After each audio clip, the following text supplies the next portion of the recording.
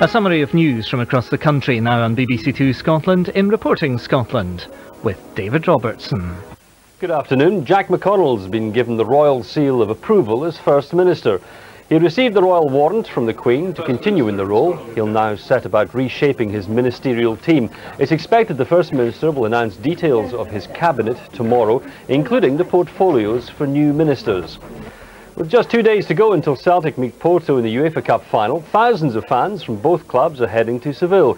But one group of fishermen will have a more arduous trip than most as they drive from the Hebrides to Seville in a retired school bus. Our reporter Craig Anderson saw them off.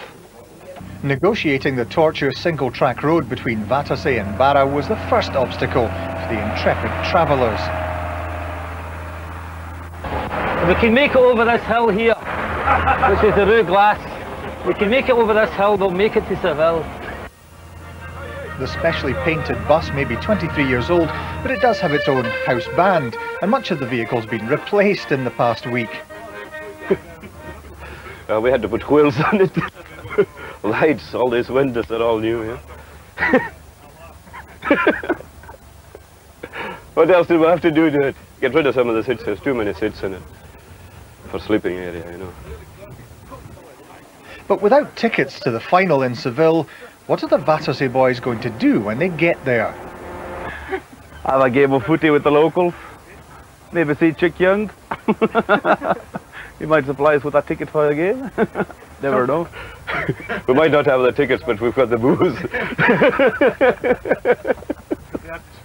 Safely aboard the Calmac ferry to Oban, the lads have still to pick up an MOT for the bus in Glasgow, drive to Portsmouth, spend 35 hours on a ferry to Bilbao, and then drive 600 miles to Seville.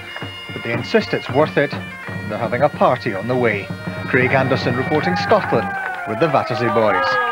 Who in the right mind would want to meet Chick Young? And within the last hour, Strathclyde Police has confirmed there are plans for a victory parade through the streets of Glasgow if Celtic wins the UEFA Cup final on Wednesday evening.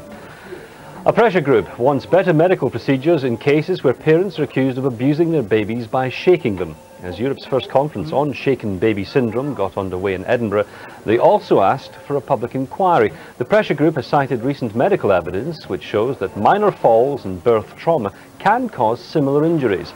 They want all babies thought to have been shaken to be seen by a specialist within 24 hours of admission. The Daily Record has a new editor, Bruce Waddle. He's currently the editor of the Scottish Sun and takes over from Peter Cox, who's now left the company. The managing director of the Daily Record and Sunday Mail, Mark Hollinshead, says he thanks Mr Cox for his contribution and wished him well for the future. And that's all for now. I'm back with Reporting Scotland. That's at 6:30 on BBC One Scotland. Join us then. Have a nice afternoon. Bye-bye.